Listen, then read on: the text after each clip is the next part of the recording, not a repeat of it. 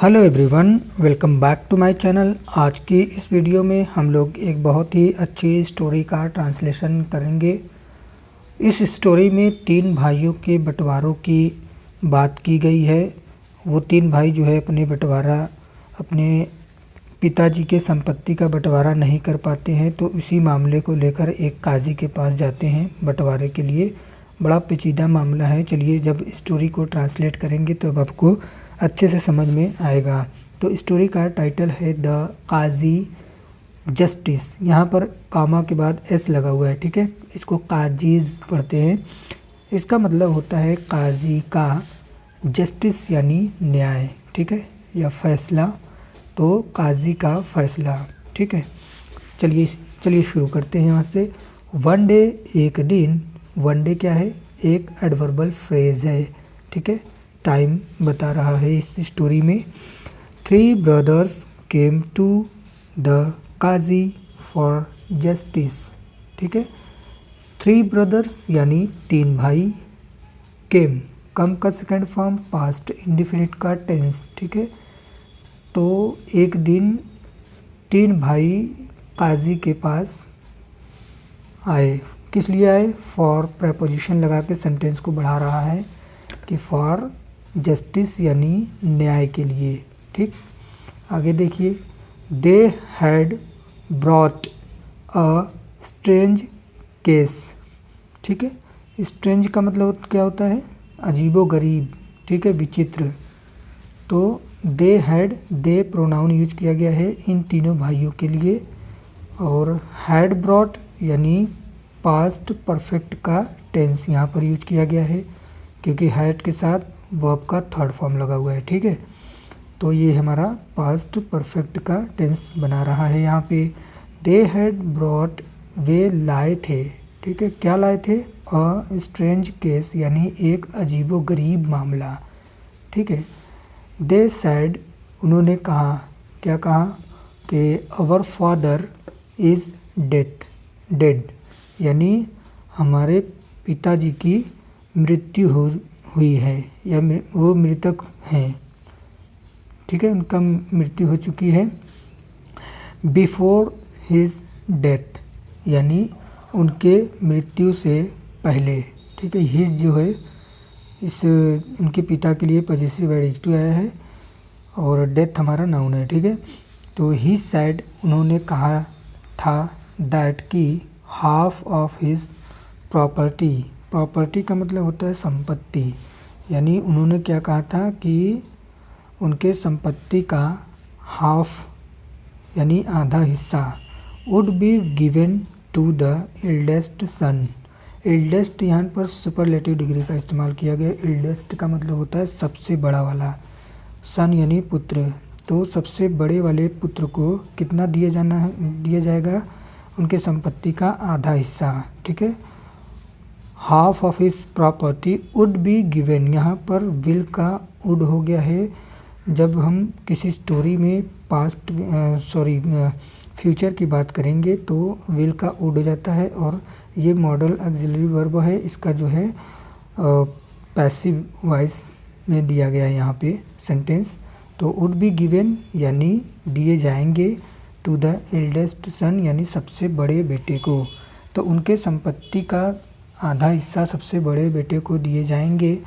1/4 of his property, और 1/4, 1/4 यानी 1/4 of his property उनके संपत्ति का must be given to the second son, यानी दूसरे बेटे को उनके संपत्ति का 1/4 हिस्सा दिया जाना चाहिए, ठीक है। एंड, और 1/6 of his property must be given to his youngest son. Youngest क्या है?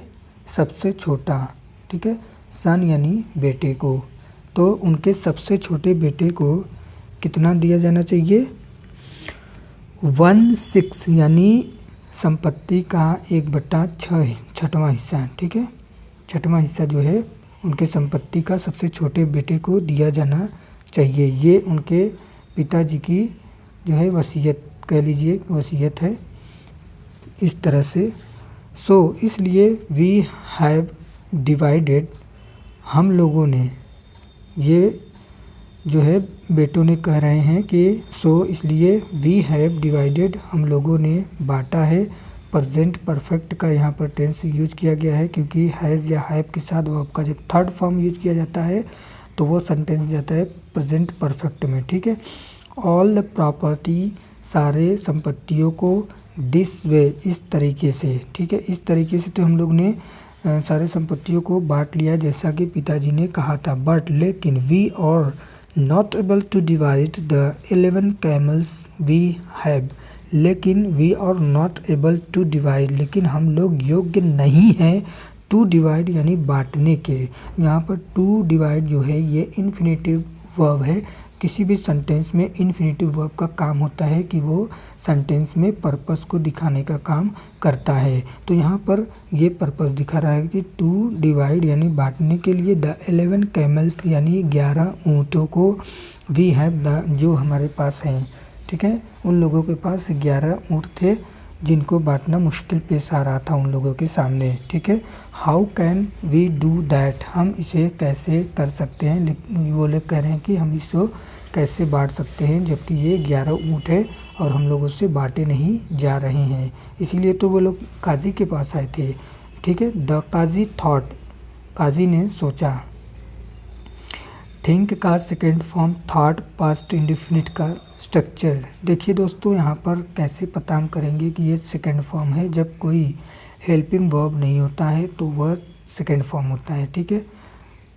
तो यहाँ पे द काजी थॉट, काजी ने सोचा, फॉर अ सेकेंड, कुछ क्षण के लिए, ठीक है। फॉर अ सेकेंड का मतलब होता है कुछ क्षणों के लिए, कुछ पल के लिए।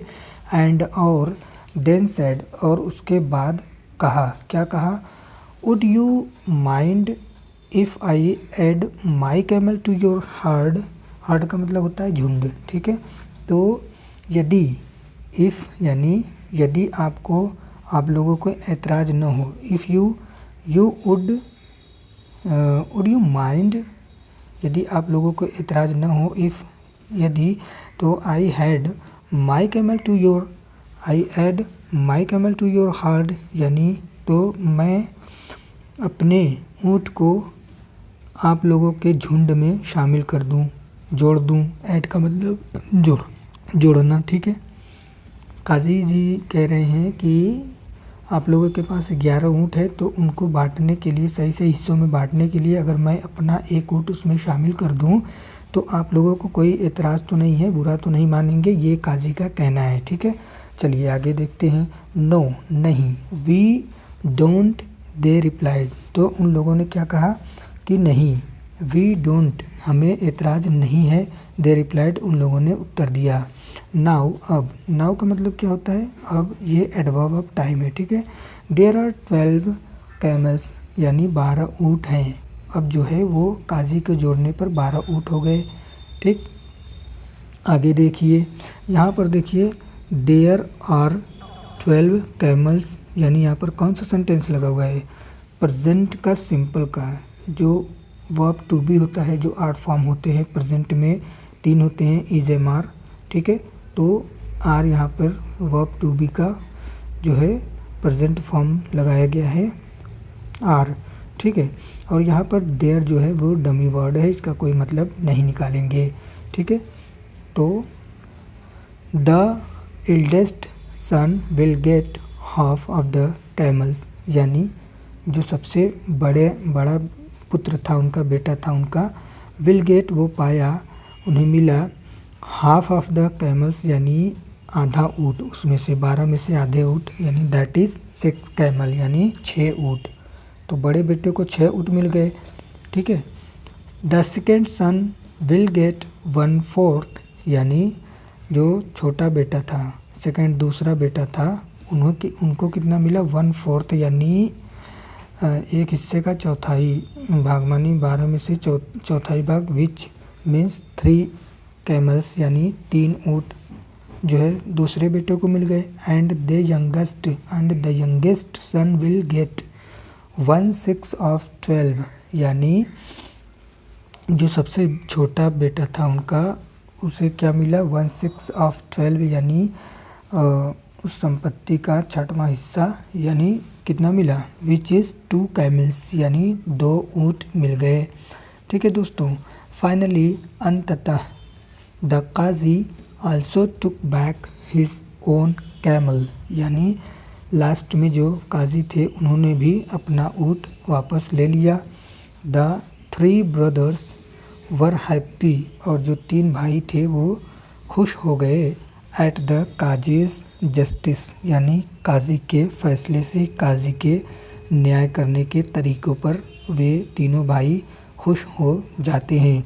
यहाँ पर देखिए सेंटेंस हमारा जो है पास्ट सिंपल का स्ट्रक्चर यूज किया गया है। पास्ट सिंपल मीन्स कि वर्ब टू बी का पास्ट फॉर्म लगाया गया है। वर्ब टू बी में पास्ट फॉर्म में क्या होता है, वाज या वर, एक वचन कर्ता के साथ वाज, चूँकि यहाँ बहुवचन का कर्ता है, ब्रदर्स हैं तो उसके हिसाब से वर आया है।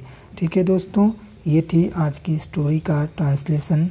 बहुत ही अच्छी स्टोरी थी और इसमें जो है लॉजिक दिया गया था कि कैसे ऊँटों का बंटवारा किया जाए। तो काजी ने अपने एक ऊँट उसमें ऐड करके सबको बराबर बराबर हिस्सा, जैसे उनके पिताजी ने कहा था उस हिसाब से जो है ऊँटों का बंटवारा हो जाता है। ठीक है दोस्तों।